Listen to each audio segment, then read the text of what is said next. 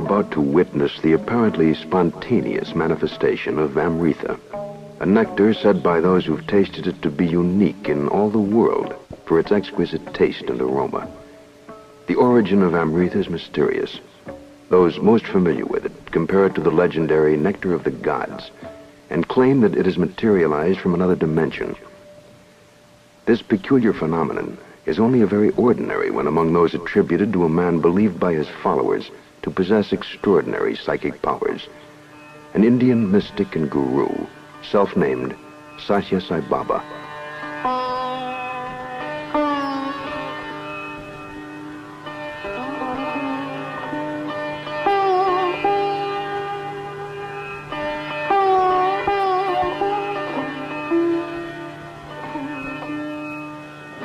The devotees of Sathya Sai Baba, who profess to have witnessed his performance of events outside the scope of our present understanding of material reality, come from all over the world and from all walks of life.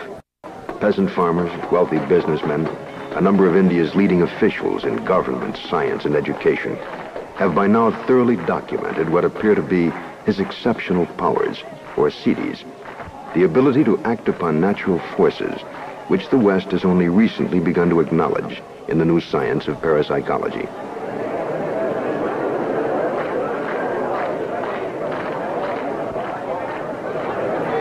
What you are about to see are occurrences which may be unacceptable to you in the context of our rational conception of a reality framed by mathematical logic and physical laws. Try to keep an open mind, however, for some of the feats of this man of mystery have been captured on film, and you will see them now, actually happening.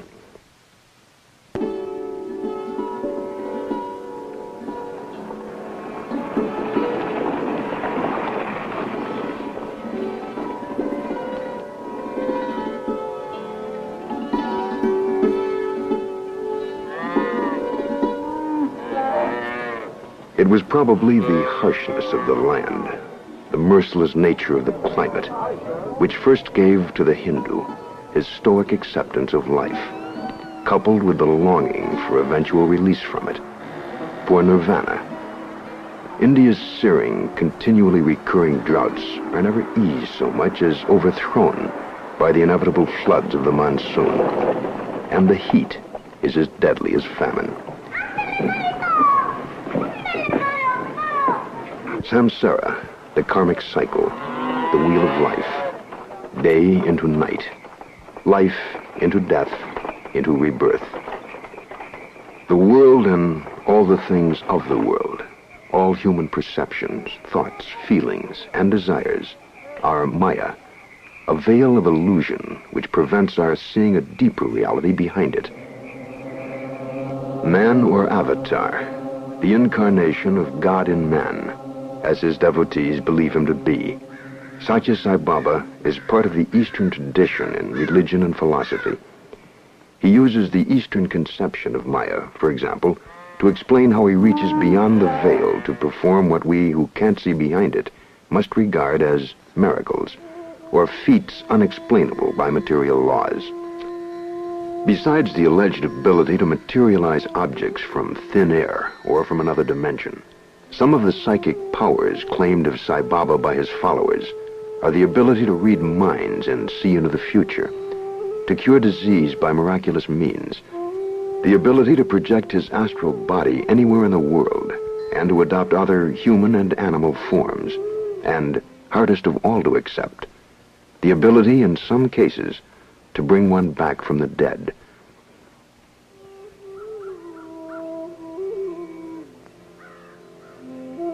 For the protection of the virtuous, for the destruction of evildoers, and for establishing righteousness on a firm footing, I incarnate from age to age.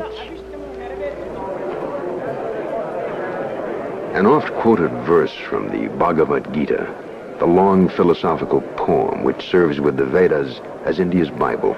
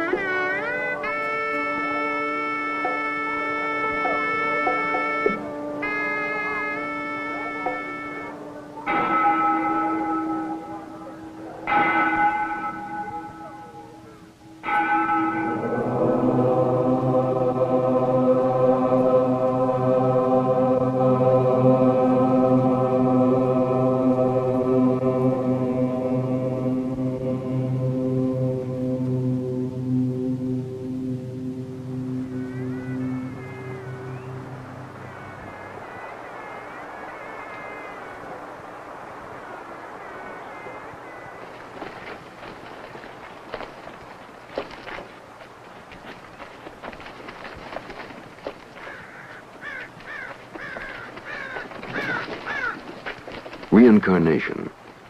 We in the West generally refuse to take such an idea seriously, nor do many of us Western rationalists believe in the existence of psychic or occult phenomena in general. But the world of the occult, of the supernormal, has long been accepted in the East, with its many yogis, fakirs, and holy men. And reincarnation is fundamental to Eastern theology. Can this contradiction between two great cultures be solved as easily as by saying, we are right and they are wrong?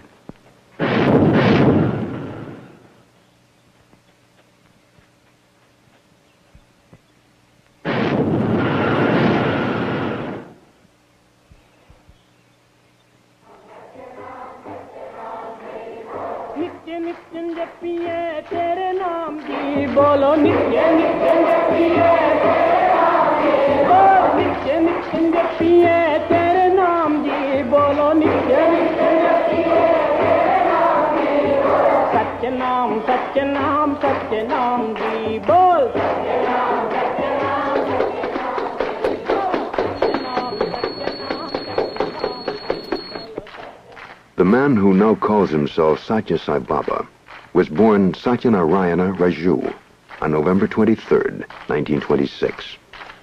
He was a precocious child, a benefactor through his not always terribly willing family to the endless stream of beggars who passed by their house, a natural vegetarian who abhorred the thought of killing or mistreating animals, and to many of the children in his village, a guru who mysteriously produced things like fruit, candy, and lost pencils from an apparently empty bag. Then, when he was 13, Sathya underwent a dramatic change of personality. For 2 months, those close to him believed the boy to be possessed by a demon. At the end of this time, he suddenly declared to his astonished family that he was the reincarnation of a little-known but much respected sadhu, or holy man, named Sai Baba of Shirdi. The original Sai Baba had died 8 years before Sathya was born. The length of time he had told his devotees would elapse before his reincarnation. Walter and Elsie Cowan had an incredible story to tell after their last visit to Sai Baba. Mrs. Cowan lives in Santa Ana, California. Her husband died in June 1973. It was on Christmas that I was taken sick with pneumonia and died on Christmas Eve about 2.5, 3 hours later. My lungs filled up with phlegm and I just smothered to death. The hotel had been alerted and a doctor was on his way. The doctors pronounced that I was dead, and they loaded me into this morgue wagon and shut the door, but it didn't lock. And every time it would stop at a crossing, my body would roll back and forth, and when it stopped or started up, it would roll the other way, and I was very much afraid my body was going to go out onto the street. I knew I was dead, but my consciousness kept going along at all times. And I tried to convey to the drivers to shut the back door, lock it. And they, of course, I couldn't get through to them at all. And I was fretting about that until we got to the morgue, and they took me out. And the two men carried me in the stretcher and dumped me on the bed. And didn't straighten my legs out. One leg was above the other, and I was quite concerned about the lack of feeling or care they were giving to me. I could see it, but I couldn't convey anything to them. The nurse came in and straightened my body out and put cotton in my mouth and nose and in my ears and pulled a sheet up over my head. And I was thoroughly satisfied then, and I sort of figured that was the end of my body, and I was completely free. I had absolutely no fear at any time, and dying is a pleasure. It is not a hardship. And then I found myself in a great hall with Sai Baba alongside of me. Sai Baba talk with me while I was there in this large hall and asked me whether I wanted to return to my body or not.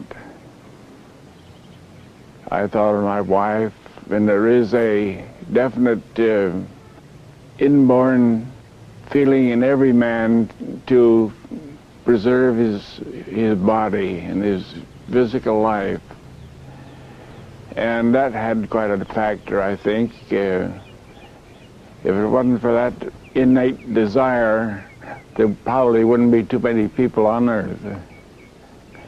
Well, Sai Baba said that I did not complete the work that I had intended to do, that I was born to do.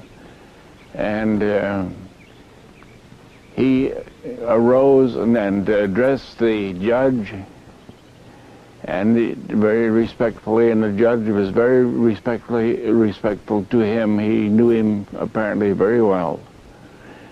And he said, this soul has not completed the work that he was born to do.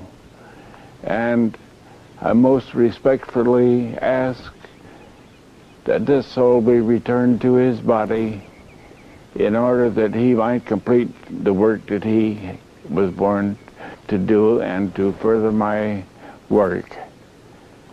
And the judge looked at us for a second or two and said, so be it.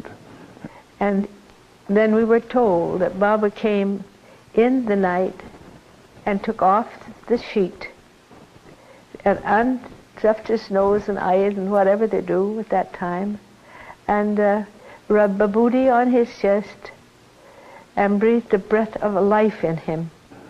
And the next thing I knew, I was right back standing alongside my body, back in the hospital. Then I opened my eyes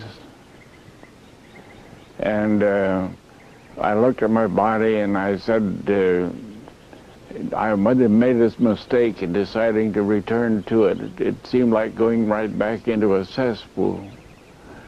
And I hesitated, and I said, I'm into it now, I might as well carry it on. And so I went into my body, and that very instant I was right back into the old grind of breathing and trying to get my breath and going through all the sufferings of a person as sick as I could be and still be alive.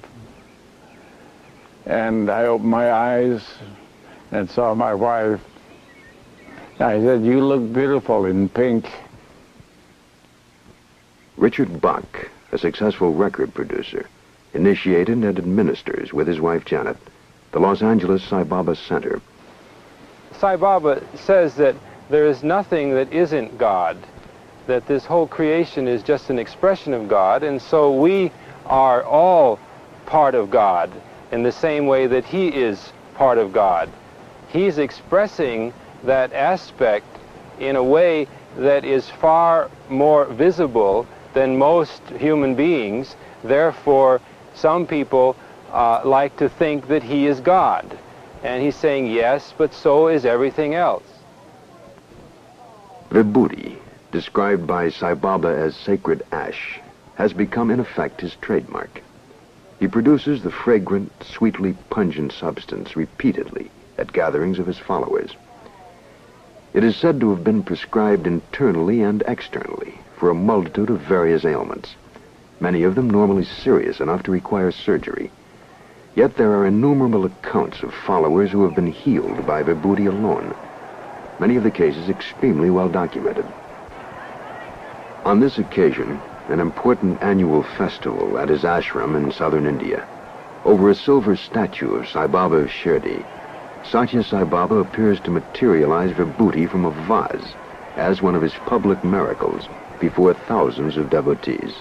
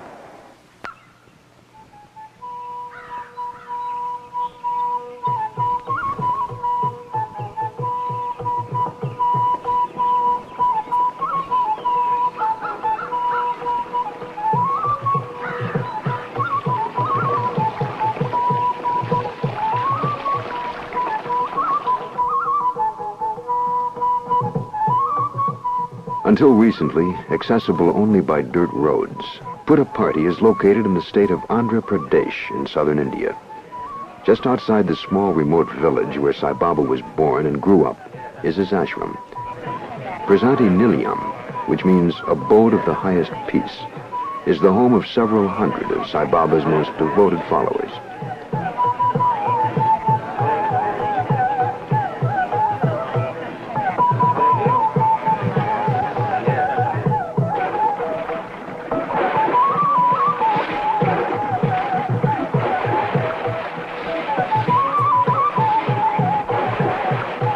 That's another Sai, Gita, the Guru's biggest devotee, and Puttaparthi's only pet elephant.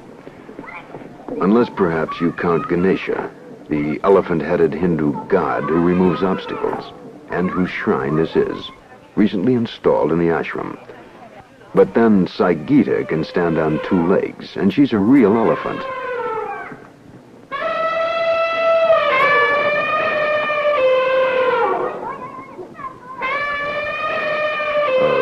Puttaparthi's only pet elephant.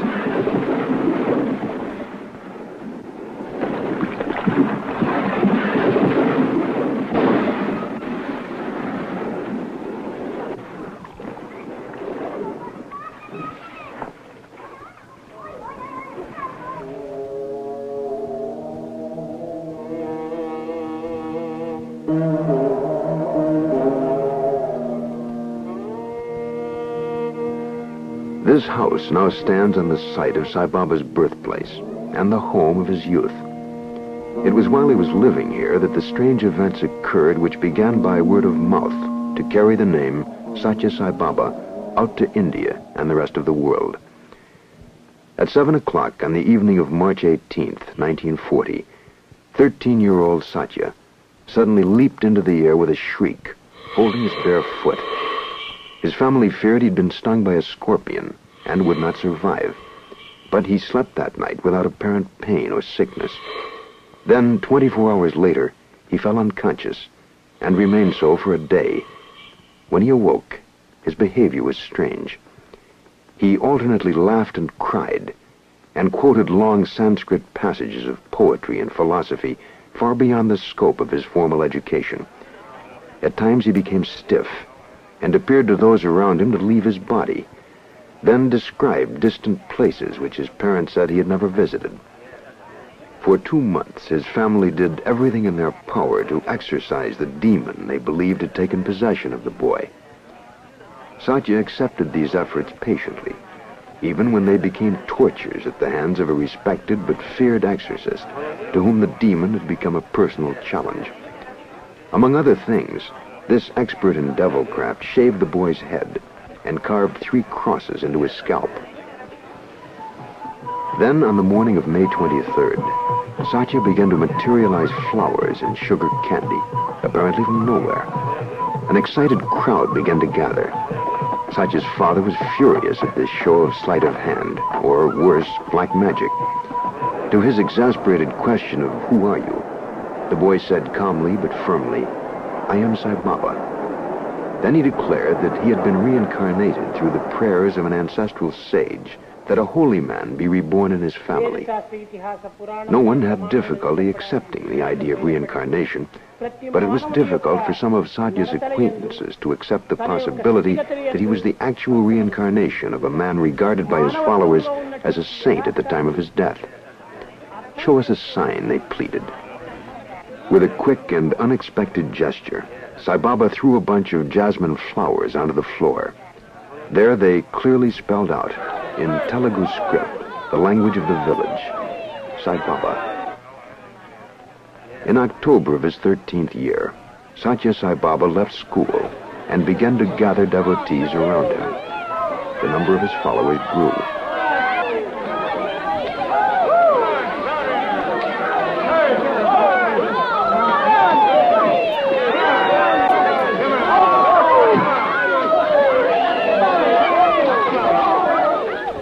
Sai Baba's followers grew in number until it became necessary to establish an ashram, where the most devoted could live with their guru, and where those seeking his guidance could meet with him. Prasati Nilayam was completed in 1950. Here and at Brindavan, his summer residence just outside of Bangalore, Baba receives people from India and around the world. He is not the leader of a cult or movement. Sai Baba preaches neither a specific religion nor worship of himself. He tries rather to help the individual see and attain the divinity inherent within himself by heeding the scriptures of his own particular faith, by disciplined chanting and meditation of the name and form of God, by gradually stilling the earthly desires of the senses. I only prompt you to discover your own reality, says Sai Baba. That is my mission. The end of wisdom is freedom. The end of culture is perfection. The end of education is character. The end of knowledge is love, love, love.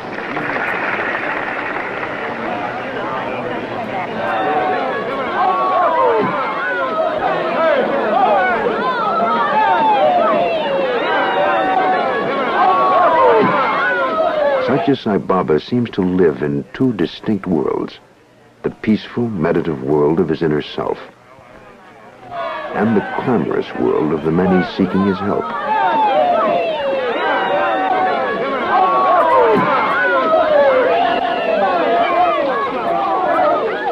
When you see Swami do a miracle, he's so natural about it that it doesn't really astonish you. And once you accept that he can do miracles and you see it for yourself, then that's one step in realizing that he's not an ordinary person.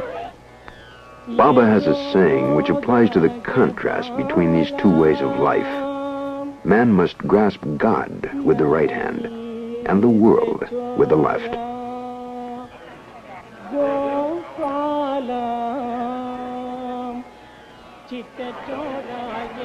Swami began to talk about the merger of the individual soul with God. And he said, just as the devotee longs for God, so God longs for his devotee. And he was trying to illustrate with his fingers. He was saying, you know, how in a cave you have the lime builds up and it drips down as a stalactite and forms a stalagmite, and they both seem to be coming towards each other. And he waved his hand and he made a round black stone, and he passed it around.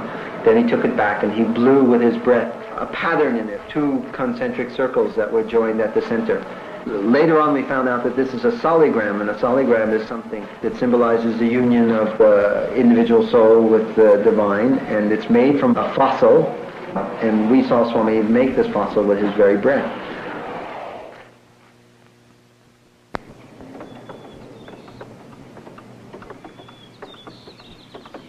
These new residence halls under construction at Prasati Nilayam are a more conventional manifestation of a man's will than Amrita or Vibhuti. What they lack in mystification, they make up for in their concrete evidence of Sai Baba's increasing significance in India. Schools and hospitals as well, like the one whose dedication by Baba you will see in a moment, financed by devotees in Moga, are coming into existence under Sai Baba's influence. The most spectacular of the accounts concerning Sai Baba and health, however, have less to do with hospitals than with his alleged powers of healing.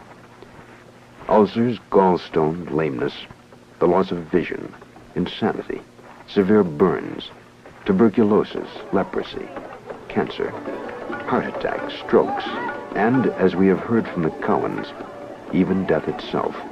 All these are among the maladies claimed by Sai Baba and his followers to have been cured or prevented by the man of miracles. There are numerous accounts of Sai Baba's taking an extremely severe illness or injury of a devotee upon himself. In other words, diverting its symptoms from the victim to his own body, when he felt the devotee would not otherwise survive. And there are not only reports of surgical instruments having been materialized by Baba for his own use, but of his actually manifesting himself in the body of the surgeon to perform critical operations. While, of course, many such stories have been passed from person to person until names, dates, and facts are impossible to authenticate, there remain many accounts which are impressively documented and reported firsthand by reliable sources. Mr. H.N. Banerjee, for example, was at the time of this particular incident professor of physiology in the medical college of Gwalior in North India. His letters to a scientist at Prasanthi Nilayam give this account of his niece's reprieve from death. A 38-year-old mother of 7, she was given no more than 8 months to live after a particularly virulent form of cancer was discovered in her breast. An appeal for help reached Sai Baba, and he produced some vibhuti which was sent to the professor. It is reported to have immediately relieved the patient's extreme fever of 107 degrees. 18 days later, she had recovered from anemia connected with her illness and was now able to take cobalt-60 treatments, which had been discontinued because of the complications they were causing. A month later, she was discharged without the ovariotomy, which her doctors had planned as a precautionary measure. 3 years later, with monthly checkups by a specialist, she was still doing fine. Was it the vibhuti or something else? Perhaps the cobalt treatments, which brought about this apparent cure? If it was the cobalt-60, why did the complications connected with its use suddenly disappear? Professor Banerjee, who is now head of the biochemistry division at Rajendra Memorial Research Institute for Medical Sciences at Patna, has found an answer that satisfies him. Miracles do happen, he wrote in a recent letter to the ashram, whether you call them so or say it's nothing but Baba's grace and mercy. Of education in India, Sai Baba says, people now seem to be losing faith in virtues, for the educational system does not assign any place for spiritual teaching or training. He says that education without character is useless. Its aim should be to build character and instill a sense of morality. Baba has set himself this goal, to establish a minimum of 2 colleges in each of the Indian states, 4 colleges and a co-educational trade school for grade and high school youngsters were in operation by mid-1973.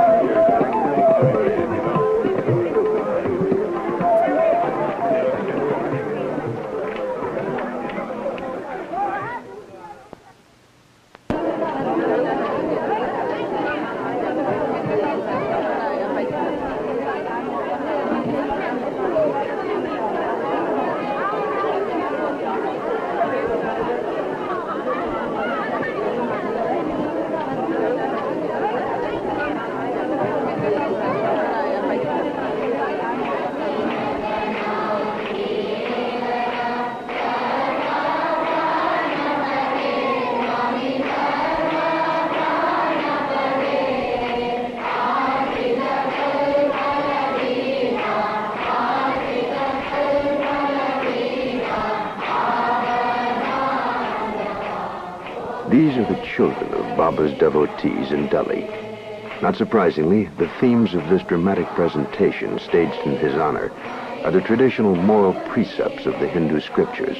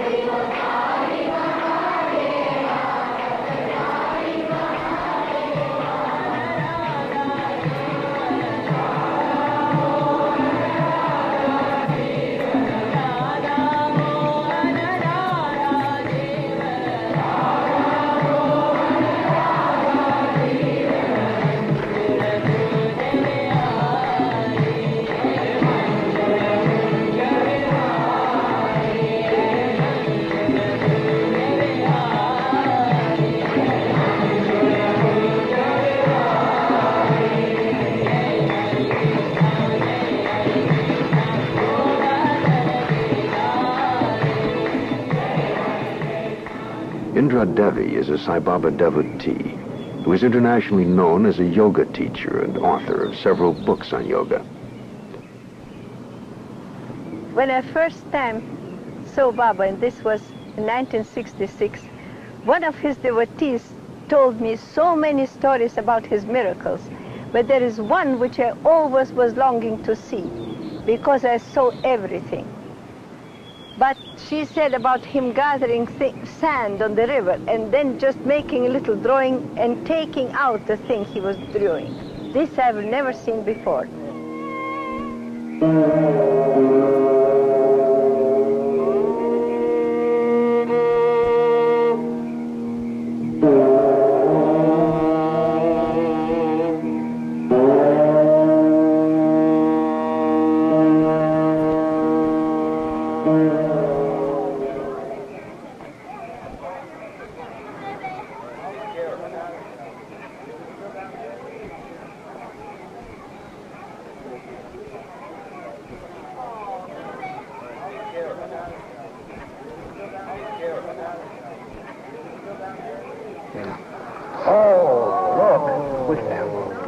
What is the significance of phenomena such as this?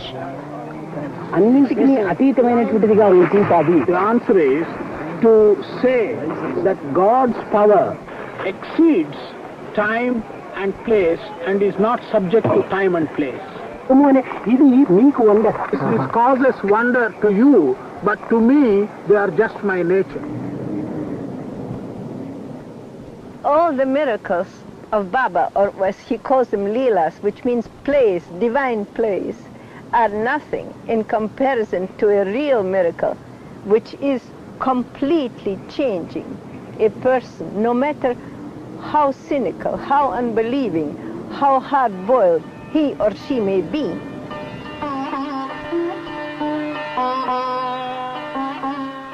Ravi Shankar, world-famous virtuoso of the sitar and Indian music, has long been an admirer of the Guru.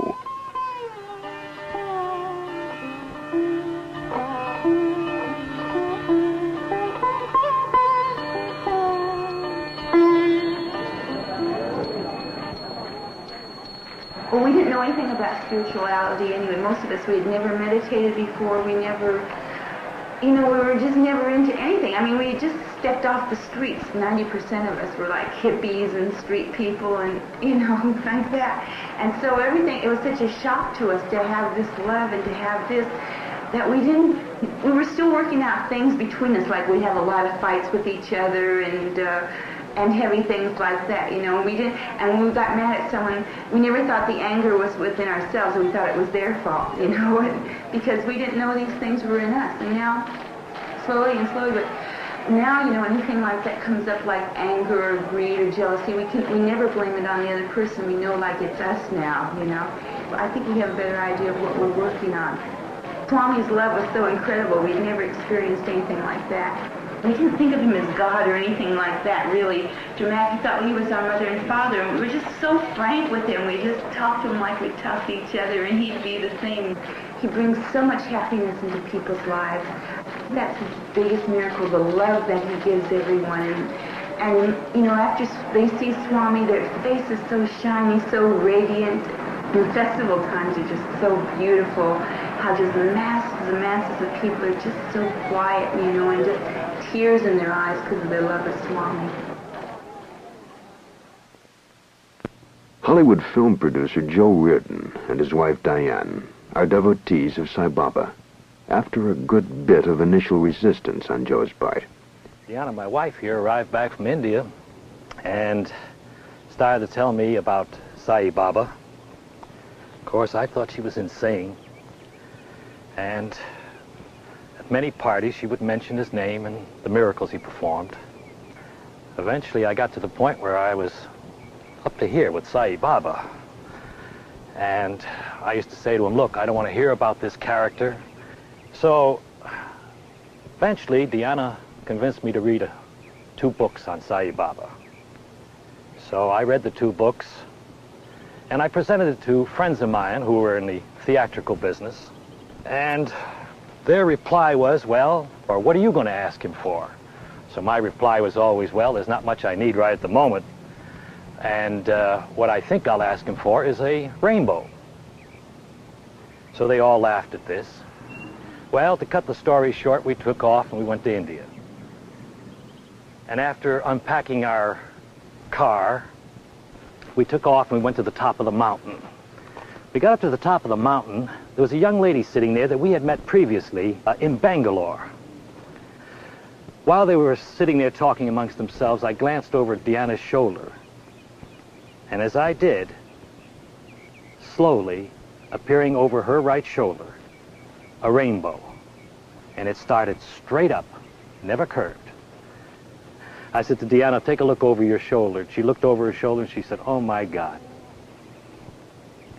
Well, that evening, around 7 or 8 o'clock, a man came to our door, knocked on it and said, Mr. Reardon, Sai Baba would like to see you tomorrow morning at 9 o'clock.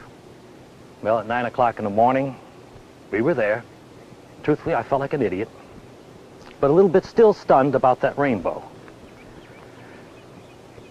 I think about 5 minutes passed by in silence when all of a sudden I see these bare feet in this robe appear, and down comes this bushy character's hair out to here, big smile on his face, and I must admit, warmth that I've never felt before. And he walked over to me, and he looked me square in the eyes, and he slapped me across the shoulder, and he says, how are you, character?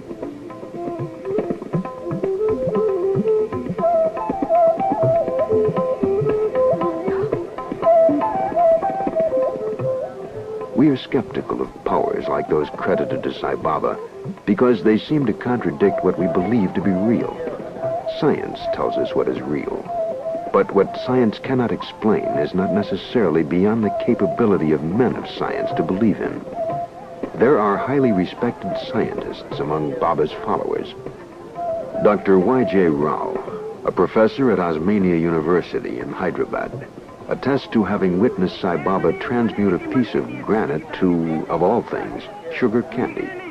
Rao's science, he is head of the university's geology department. And Dr. S. Bhagawan, formerly director of the All India Institute of Science, now with the title of Scientific Advisor to the Minister of Defense in Delhi, tells an interesting story of a special materialization in his honor. On one occasion, Baba made a teasing remark to him about the all-knowing attitude of many scientists and their general ignorance of the kind of wisdom found in the great Hindu scriptures. Bhagavan replied that Robert Oppenheimer, often called the father of the atomic bomb, when questioned by the press about his feelings after it had been exploded for the first time, quoted a verse from the Bhagavad Gita. At this point, Baba scooped up a handful of sand. When Dr. Bhagavan held out his hands to receive it, the sand, he claims, became a red-covered copy of this classic book, printed in Telugu script, his native tongue. Names of printer and publisher were nowhere to be found. In bewilderment, Bhagavan asked Baba where the book had been printed. It was printed at Sai Press, the Guru answered with a smile. I have chosen Telugu script because it will be easier for you to read. Bhagavan, who describes himself as a rational man, practically an agnostic, who would not accept anything without a scientific explanation, has resolved what was once a conflict between his scientific training and the evidence of his senses. He says, in our laboratories, we scientists may swear by reason, but we know that every time we have added a little to what we know, we have learned of the existence of many other things, the true nature of which we do not know. Thus, while adding to knowledge, we add more to our ignorance, too. What we know is becoming a smaller and smaller fraction of what we do not know. Sai Baba transcends the laws of physics and chemistry, and when he transcends a law, that fact becomes a new law. To his devotees, Sai Baba is an incarnation of God, or the Spirit of God, as devout Christians believe Jesus was. To them, this miracle stands above all the others attributed to their guru. Yet, as with Christ, it has probably been Sai Baba's alleged demonstration of supernatural powers which initially attracted a great many of his followers to him. Baba refers to his feats as calling cards and says it is wrong to call them miracles. They are only evidence, he says, not an exhibition. They are like a play sport, my natural behavior. As the intention of the word arises in the mind, the thing is made. It is ready when I want it. The moment it is willed, the thing comes to hand, or happens where I will it to happen. As for referring to his feats as magic, Baba points out that if a magician not only collected no money for his demonstrations, but gave away everything he materialized, he would soon be out of business. Sai Baba's materializations are given away. They are cherished for years by his devotees. While a magician must concern himself with basic economics, money should be no problem for a man of miracles, and it apparently is not for Baba. His devotees, many of them quite wealthy, say it is a blessing to be able to help ease with their money the needs cited by a guru who gives them so much love. These needs appear to be exclusively those of the people.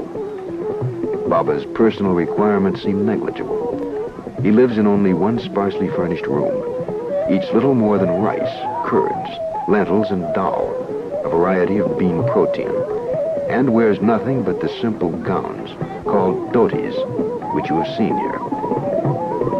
Of his devotees, Baba says, I give to them what they want, so they will want what I have come here to give them, a search for deeper understanding of themselves. Janet Bach. This was materialized by Sai Baba in early 1970. It was my first visit to Baba, and the day before I was to leave, he looked at me and he acknowledged that I was leaving, and then with his hand made that motion, closed his fist, and when he opened it, there it was. Now let's look in slow motion at what appears to be the materialization of a necklace, a rather difficult object to produce from one's sleeve in front of dozens of people.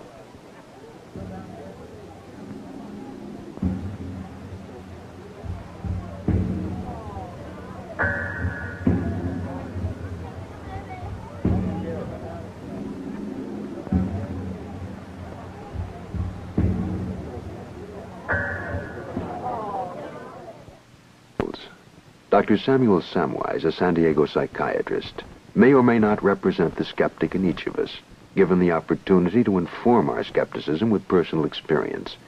His impressions are the result of 3 trips to Buddha party.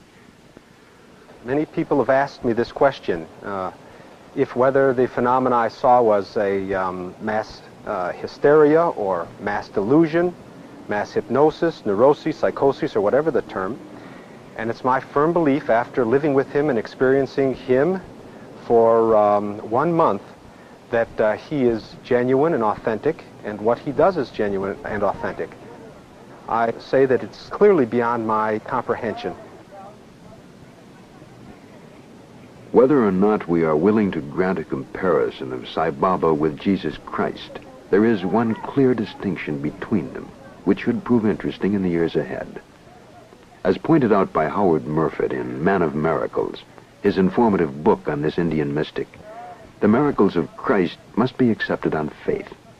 Those of Sathya Sai Baba, living as he does in a time of instant electronic global communications, we will have increasing opportunity to observe and judge for ourselves.